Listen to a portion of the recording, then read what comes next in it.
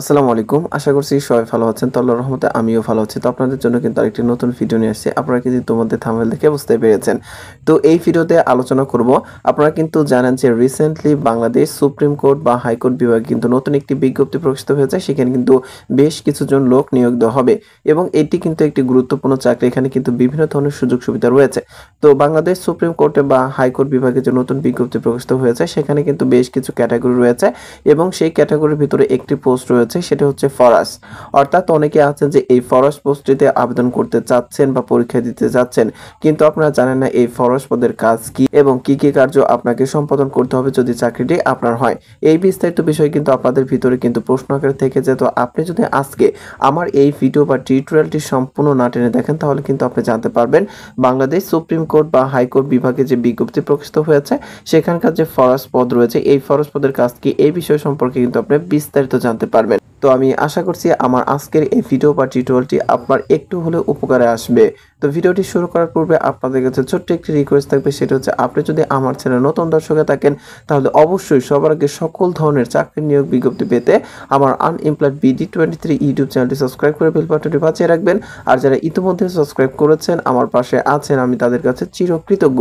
তো চলুন বেশি কথা পারবো না, মূল কথায় ফিরে যাচ্ছি। তো আপনারা কিন্তু একটু লক্ষ্য করলে স্ক্রিনে দেখতে পাচ্ছেন বাংলাদেশ সুপ্রিম কোর্ট হাইকোর্ট বিভাগ ঢাকা। তো এখানে কিন্তু বিজ্ঞপ্তি প্রকাশিত হয়েছে এবং এখানে কিন্তু আপনারা দেখতে পাচ্ছেন ফরাস পদের কাজ কি। অর্থাৎ আমি কিন্তু আগে আলোচনা করেছি, আজকের আমার এই সম্পূর্ণ ভিডিওতে আমি আলোচনা করব একজন ফরাস পদের কাজকে। অর্থাৎ ফরাস পদে যদি আপনার চাকরি হয় তাহলে আপনাকে কি কি কার্য সম্পাদন করতে হবে বা করতে হবে। তো প্রথমত যে বিষয়টি রয়েছে আপনারা কিন্তু স্ক্রিনে দেখতে পাচ্ছেন, ক্রমিক নং 1, একজন ফরাসের আওতাভুক্ত অফিস বা লাইব্রেরির সকল কক্ষ সঠিক সময়ে তালাবদ্ধ করা এবং উক্ত তালা সঠিক সময়ে খোলা একজন ফরাসের অন্যতম প্রধান ও মূল কাজ।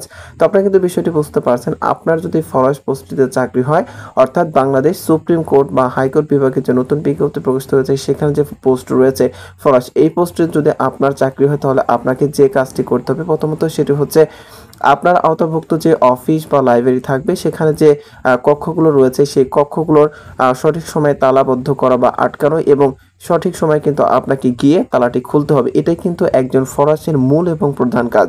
এছাড়াও যে কার্যগুলো সম্পাদন করতে হয় সেগুলো কিন্তু আমি লিখে রেখেছি। তো আপনারা কিন্তু স্ক্রিনে ক্রমিক নং 2 দেখতে পাচ্ছেন, অফিস বা লাইব্রেরির চেয়ার টেবিল ও অন্যান্য সরঞ্জাম পরিষ্কার পরিচ্ছন্ন রাখা। অর্থাৎ আপনি যে অফিসের আওতাভুক্ত থাকবেন সেখানে কিন্তু লাইব্রেরি আছে, অফিস আছে, সেই অফিস বা লাইব্রেরির যে চেয়ার টেবিল ও অন্যান্য সরঞ্জাম রয়েছে সেগুলো আপনাকে পরিষ্কার পরিচ্ছন্ন। এরপরে ক্রমিক নং 3 দেখতে পাচ্ছেন, অফিস বা লাইব্রেরির অন্যান্য জিনিসপত্রের যত্ন নেওয়া এবং সেগুলো ব্যবহার উপযোগী রাখা।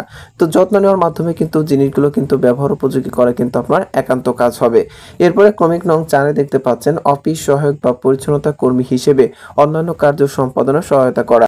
অর্থাৎ বিষয়টি হচ্ছে আপনি একজন ফরাস কিন্তু আপনি অফিস সহায়ক বা পরিচ্ছন্নতা কর্মীরা যখন কাজ করবে তখনও কিন্তু আপনাকে সাহায্য সহায়তা করতে হবে বা বিভিন্ন সময় কিন্তু আপনাকে অফিস সহায়ক বা পরিচ্ছন্নতা কর্মী এই কাজগুলো কিন্তু আপনাকে করতে হতে পারে।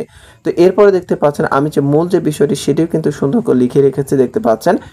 সুতরাং বলা যায় বাংলাদেশ সুপ্রিম কোর্টের ফরাস পদে কর্মরত বা নিযুক্ত ব্যক্তিরা অফিস বা লাইব্রেরির জিনিসপত্র বা আসবাবপত্র পরিষ্কার রাখার ও রক্ষণাবেক্ষণের দায়িত্ব পালন করেন।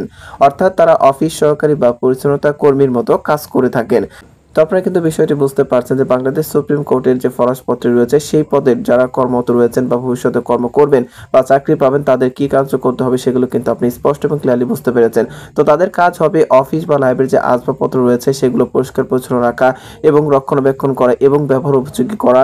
এছাড়াও আপনাকে যে কাজটি করতে হবে কিন্তু ক্রমিক নং 1 উল্লেখ করেছে, সেটি হচ্ছে একজন ফরাসের অন্যতম কাজ হলো কক্ষগুলোর তালাবদ্ধ করা। অর্থাৎ আপনার যে অফিস বা লাইব্রেরি কক্ষ রয়েছে সেগুলো তালাবদ্ধ করে এবং তালা খোলা কিন্তু একজন ফরাসের মূল কাজ। তো আমি আশা করছি বাংলাদেশ সুপ্রিম কোর্টের ফরাস পদের কাজ কি এই বিষয়টি কিন্তু আপনি স্পষ্ট এবং ক্লিয়ারলি বুঝতে পেরেছেন। তো ভিডিওটি আপনার সামান্য উপকার এলে বা উপকার করতে পারলে অবশ্যই সবার আগে সকল ধরনের চাকরির নিয়োগ বিজ্ঞপ্তি পেতে আমার আনএমপ্লয়েড BD23 ইউটিউব চ্যানেলটি সাবস্ক্রাইব করে বেল বাটনটি বাজিয়ে রাখতে পারেন। তো ভালো থাকবেন, আসসালামু আলাইকুম।